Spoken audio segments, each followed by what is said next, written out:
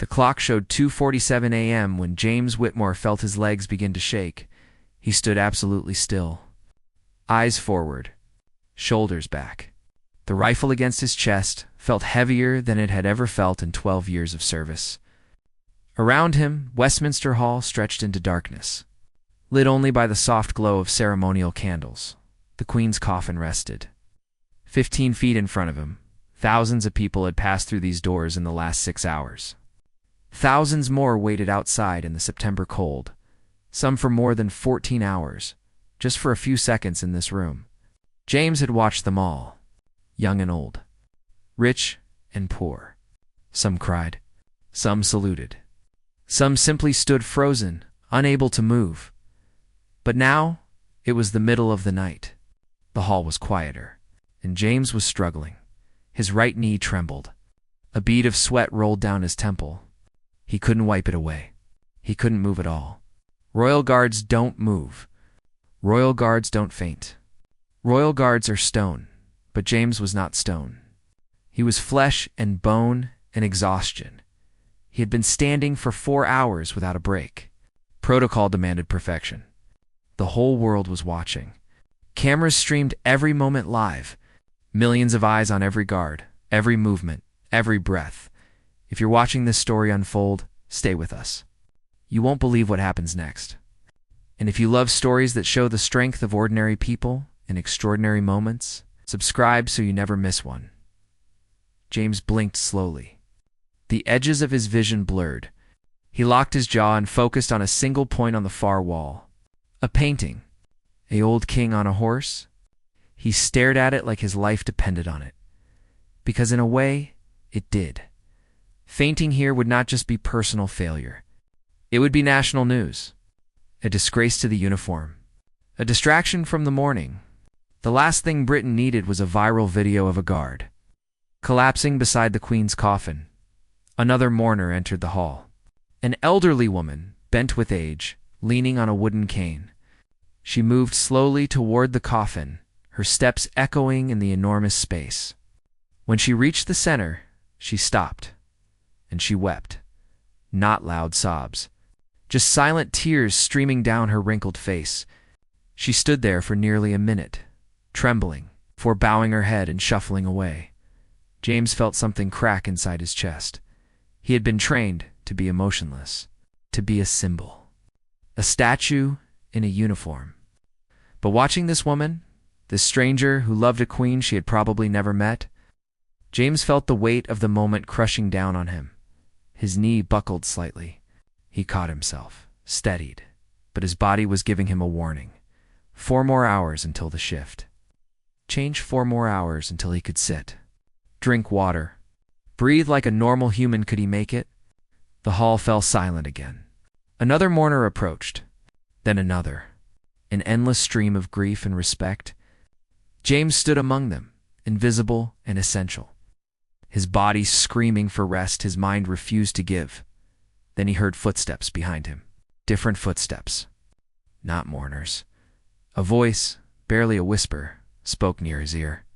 "Stay strong, mate. We've got you." James didn't turn. He couldn't, but he knew the voice.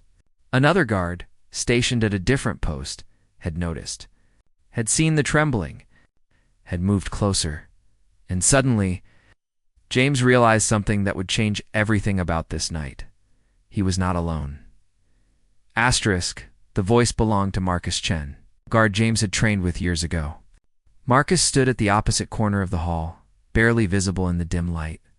But James knew he was watching. The trembling in James's knee slowed. Not because his body felt better, but because his mind had something to hold on to: brotherhood.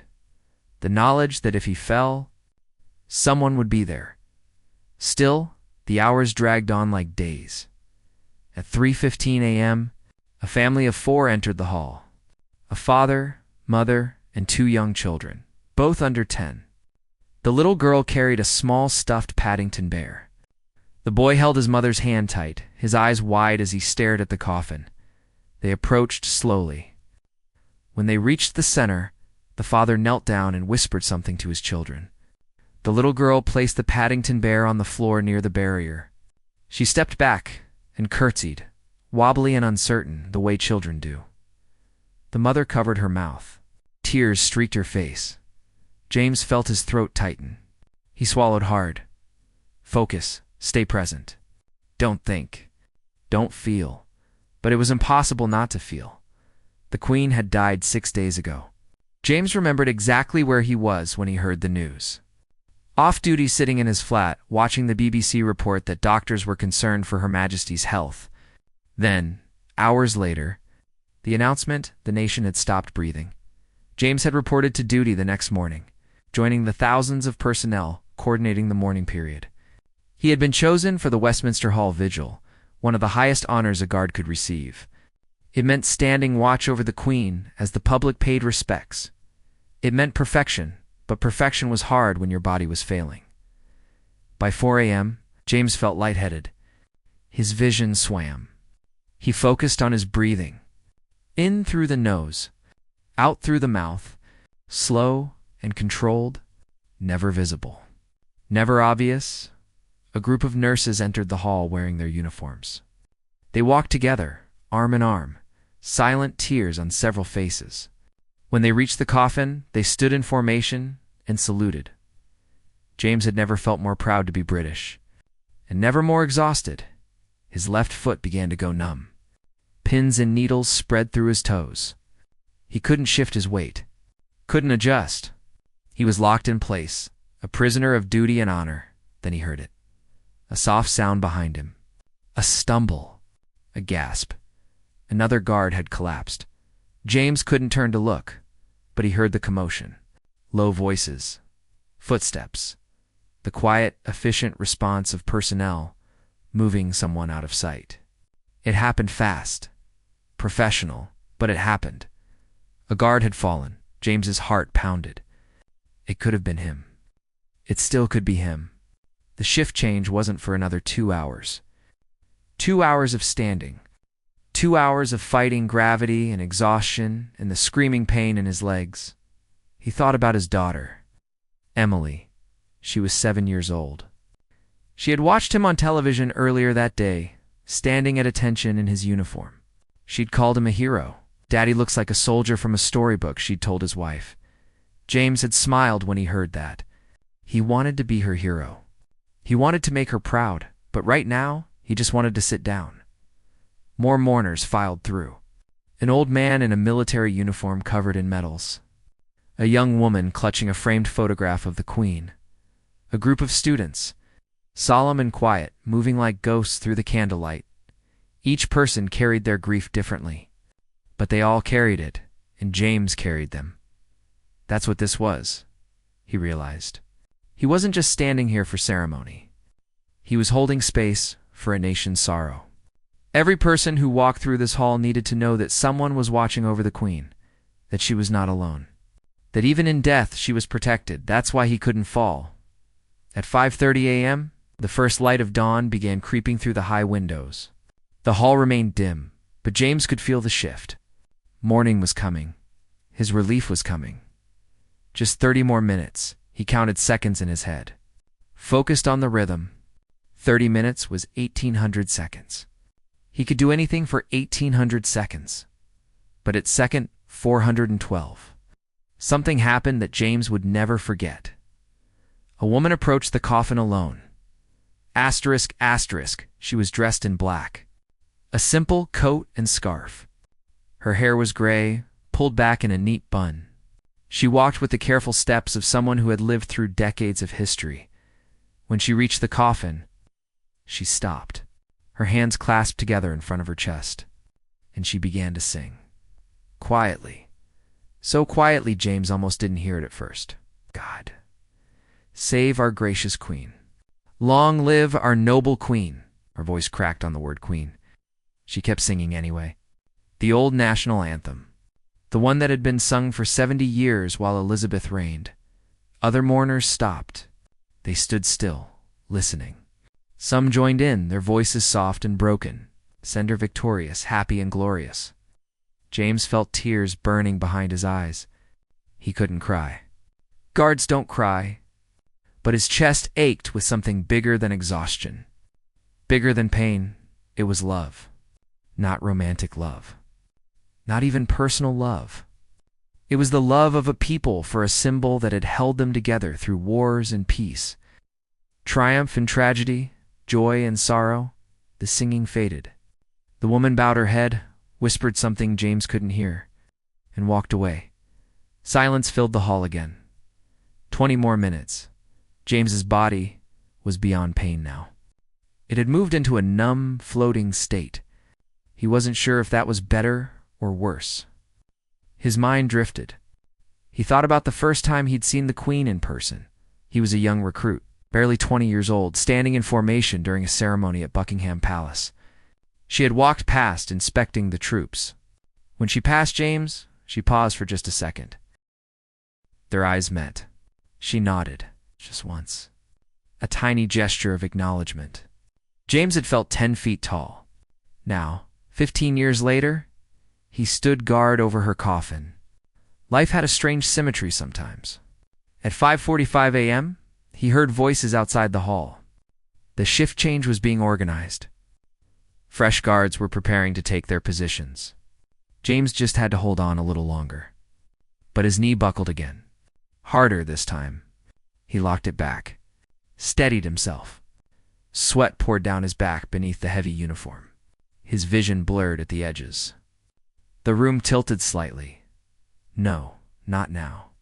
Not when he was so close. He focused on the painting again. The king on the horse. He stared until his eyes burned. Footsteps approached from behind. Organized. Rhythmic. The new guard's entering position. James felt a presence beside him. A voice spoke, formal and quiet. Prepare to be relieved. Relief flooded through him. Not just physical relief, though his body screamed for it, but emotional relief. He had made it. He had completed his watch. He had done his duty. The ceremony was brief and precise. The new guard took position. James executed a perfect salute, turned with military precision, and marched toward the exit. His legs shook with every step, but he didn't fall. He made it to the corridor outside the hall before his knees finally gave out. He caught himself against the wall, breathing hard, his heart hammering in his chest. Marcus appeared beside him, placing a hand on his shoulder. You were brilliant, mate. Absolutely brilliant. James nodded, unable to speak. Another guard handed him water. He drank it in desperate gulps. The cool liquid felt like salvation. How long was I out there? James asked when he could finally breathe. 6 hours, Marcus said. You were supposed to be relieved at 4, but Williams called in sick. You took his shift too. 6 hours? James had stood for 6 hours without moving. No wonder his body had nearly shut down. Did anyone notice? James asked. The trembling. Marcus smiled. Mate, half the guards out there were trembling. The world noticed our dedication, not our weakness. James slumped against the wall, letting the exhaustion wash over him. He had done it. He had protected the Queen one last time. But as he sat there, catching his breath, he heard something that made his blood run cold. An alarm, sharp and urgent. Voices shouted in the distance. Footsteps pounded through the corridors. Something was wrong. Marcus's radio crackled to life. A voice spoke rapidly, using codes James recognized. Security breach. Someone had tried to enter the hall through an unauthorized entrance. Someone who wasn't supposed to be there. James pushed himself to his feet, ignoring the screaming pain in his legs. His duty wasn't finished. Not yet. Asterisk security personnel rushed past James and Marcus, moving with controlled urgency. The radio chatter increased, voices overlapping with instructions and confirmations. All units maintained positions. Suspect contained. Repeat, suspect contained.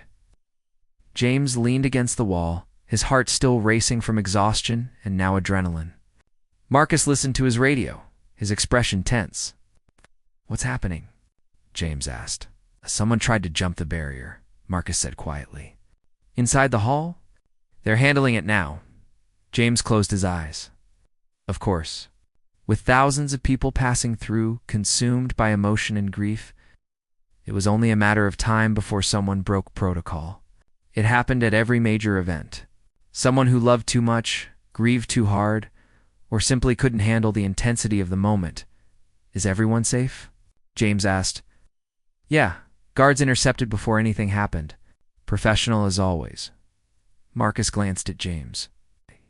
You should get to the rest area. You've done your part. But James didn't move.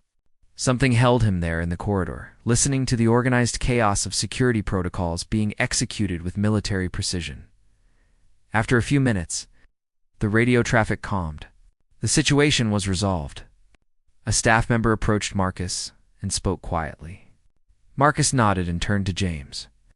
It was a kid, he said softly. 16 years old.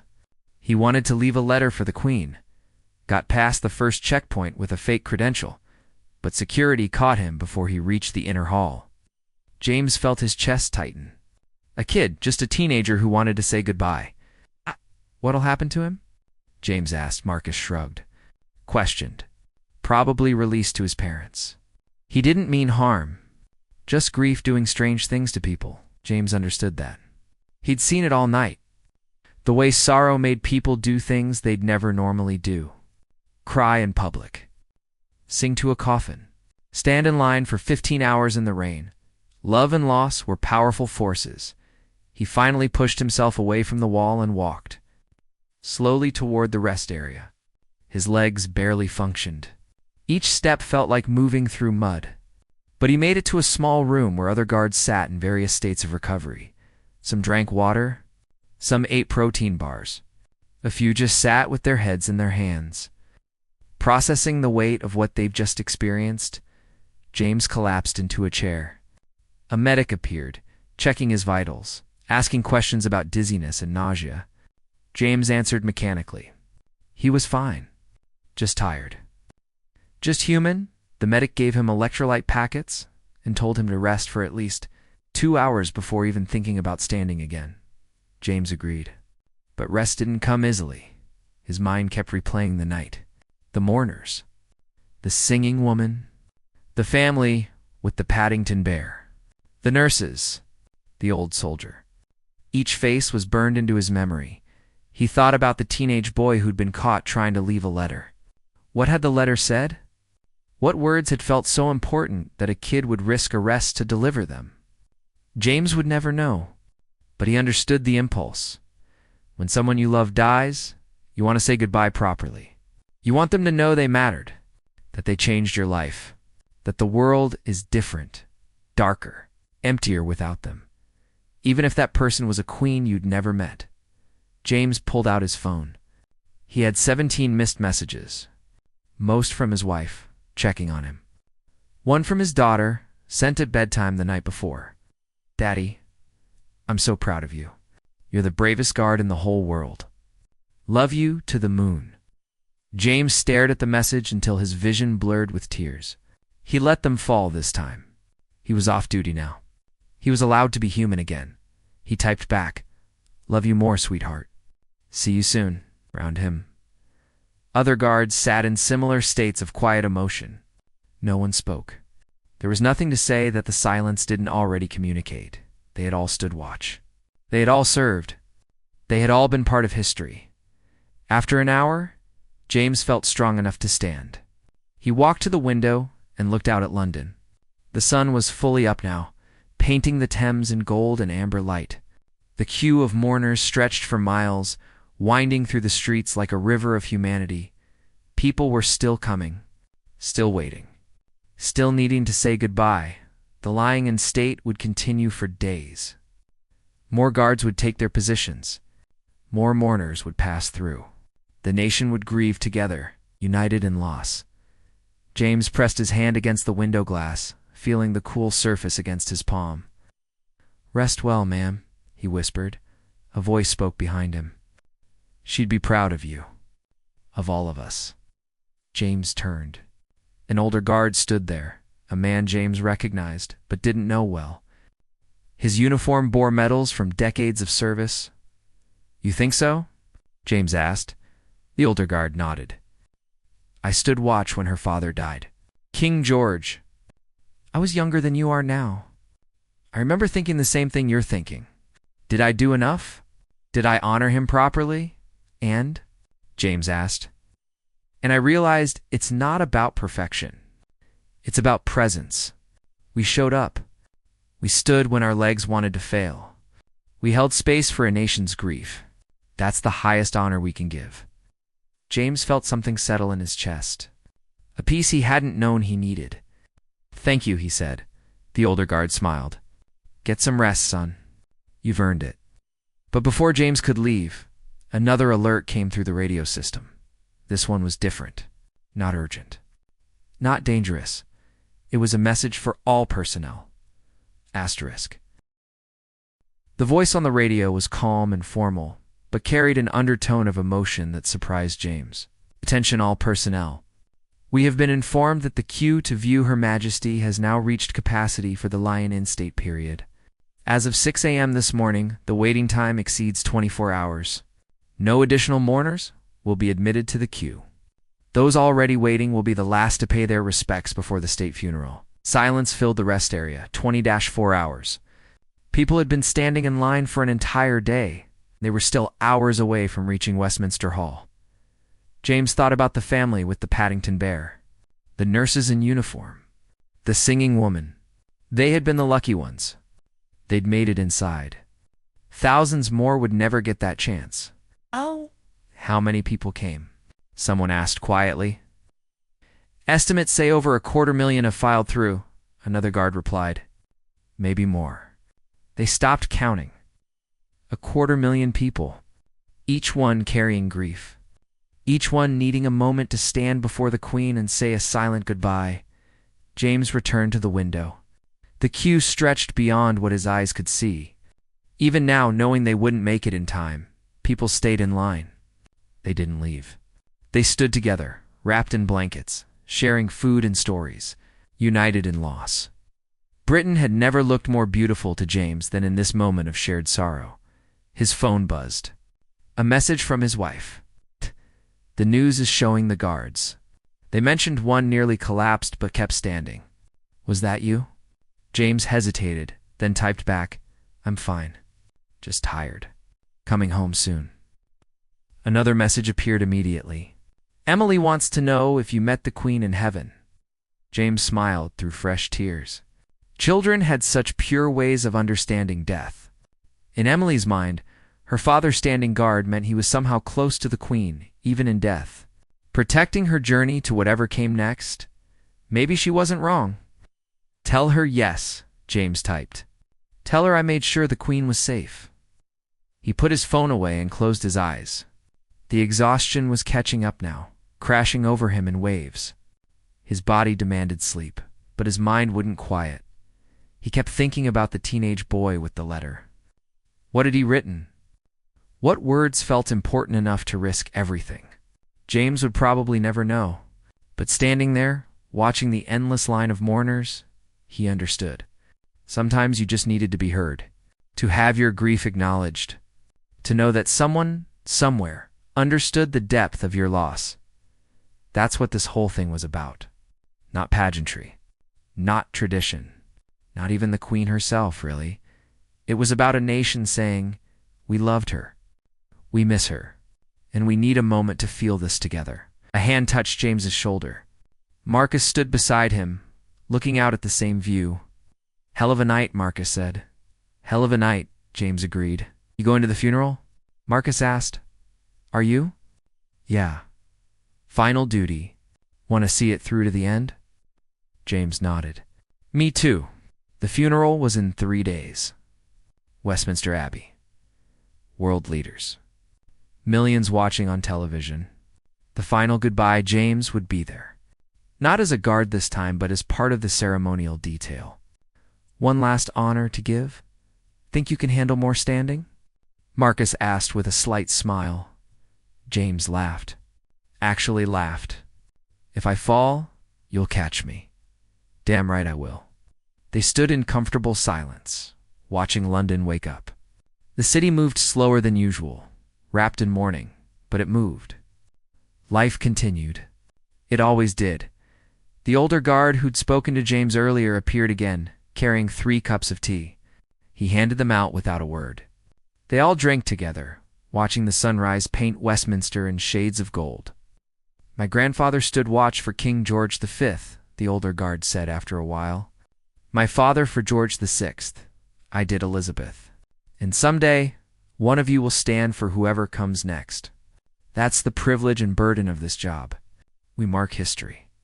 We hold the line between chaos and order. We give people something steady to hold on to when everything else is falling apart." Oh. James thought about that. Generations of guards, standing watch through coronations and funerals, celebrations and sorrows. An unbroken line of service stretching back centuries. He was part of that now. Part of something bigger than himself. The thought should have felt heavy. Instead, it felt like an honor. "I need to ask you something," James said suddenly, turning to the older guard. "When you stood for George VI, did you ever feel like you might not make it? Like your body was going to give out?" The older guard smiled. "Every single shift, I was convinced I'd be the one to collapse on camera and disgrace the entire regiment. But I learned something important." "What's that?" "The body is stronger than you think when the cause is worth it.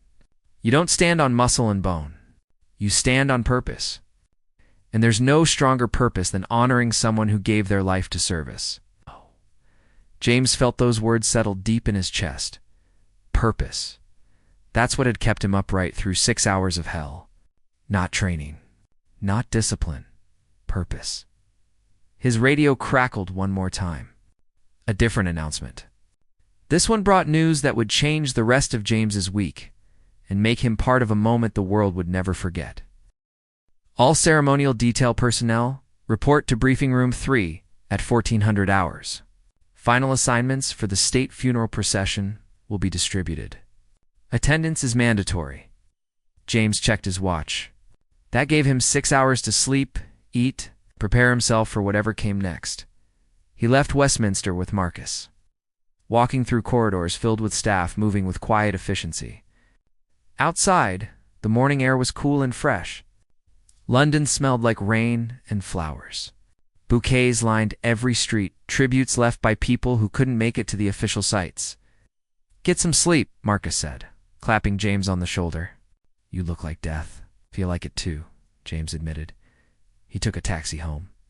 The driver recognized his uniform. "You one of the guards at Westminster?" The driver asked. "Yes, sir." "Q, for your service. We appreciate what you're doing." "Really, we do." James nodded, too tired for words. But the gratitude meant something. It meant the whole ordeal had mattered. When he arrived home, Emily was at school, but his wife Sarah was waiting. She pulled him into a hug the moment he walked through the door. "I watched you on the news," she whispered. "I saw you shaking. I thought you were going to fall." "So did I," James admitted. She pulled back, studying his face. "But you didn't." "No, I didn't." She led him to the couch, brought him food, and sat with him while he ate. He told her about the night, the mourners, the singing woman, the teenager with the letter. The moment he thought his body would quit, Sarah listened without interrupting, holding his hand the entire time. "Emily drew you a picture," she said when he finished. "Want to see it?" She retrieved a piece of paper from the kitchen. A child's drawing in crayon. A stick figure in a red uniform standing next to a crown. Above it, written in wobbly letters, "My daddy is a hero." James stared at the drawing until he couldn't see it anymore through tears. "I'm not a hero," he said quietly. "I just stood there." "Sometimes standing is the most heroic thing you can do," Sarah said. James fell asleep on the couch. Still in his uniform, the drawing clutched in his hand. He woke 6 hours later to his alarm. His body screamed in protest when he tried to move. Every muscle ached. His legs felt like concrete. But he pushed through it, showered, dressed, and headed back to Westminster for the briefing. The room was filled with guards and ceremonial personnel. Everyone looked tired. Everyone had the same haunted expression that came from witnessing collective grief on such a massive scale. The commanding officer entered, and the room snapped to attention. "At ease," he said. "You've all performed admirably over the past week. The world has watched you uphold the highest standards of dignity and service. You've made Britain proud." He paused, looking around the room. "The state funeral will be the most watched event in history. Billions of people across the globe. Every moment will be scrutinized. Every step must be perfect. You will form the guard of honor as the Queen's coffin processes from Westminster to Windsor. You will line the streets. You will be the final barrier between chaos and ceremony." James felt the weight of those words. The final barrier. That's what they'd always been. Assignments have been made based on seniority and performance.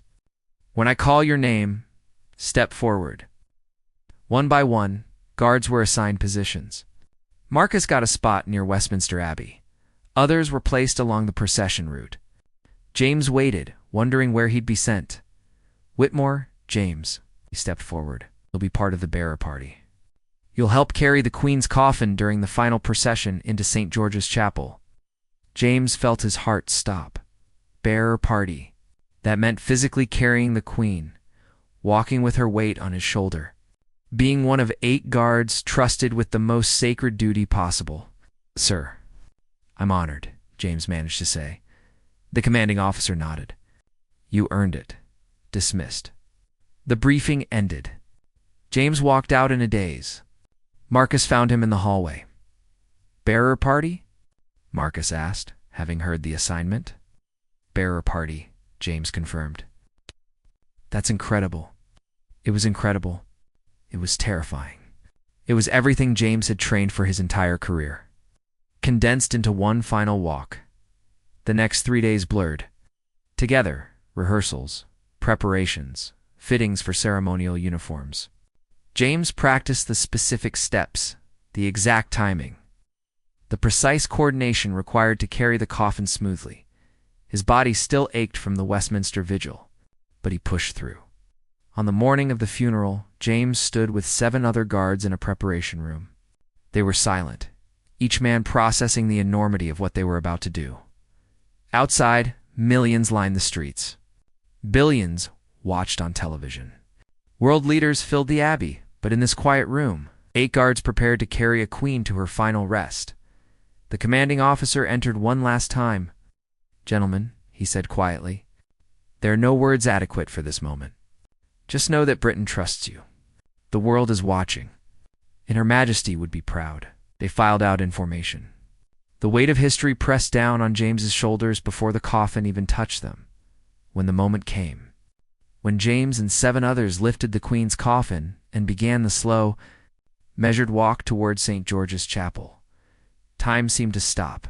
He felt the weight. Not just the physical weight, but everything it represented. 70 years of service, a lifetime of duty, the end of an era. His legs trembled, but they held. His eyes burned with tears, but he kept them forward. His heart broke with grief, but his steps remained steady. He walked with the Queen. One final time, and when they gently lowered her coffin into its resting place, when the duty was complete and the moment was over, James stepped back and saluted, not just to a queen, but to everything she had represented. Steadfastness, service, sacrifice. The idea that duty mattered more than comfort.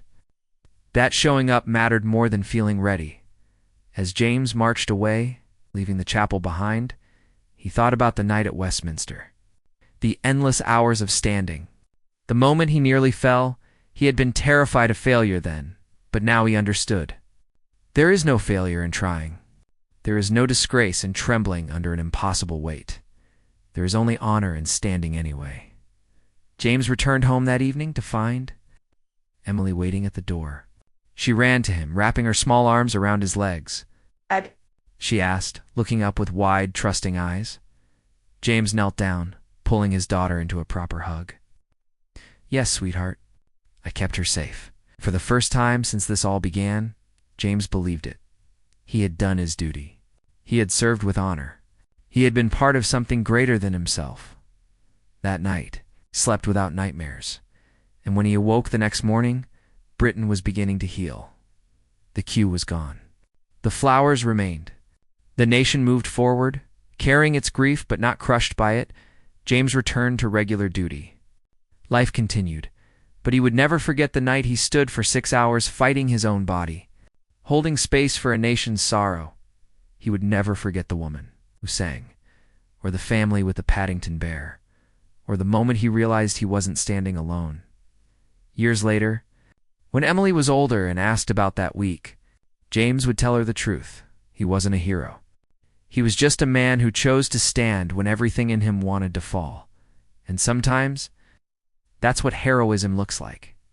Not grand gestures, not fearless courage, just showing up and standing, even when it hurts, especially when it hurts, because that's what service means, and that's what love looks like when it's tested. James Whitmore had learned that lesson in the hardest way possible, and he would carry it with him for the rest of his life.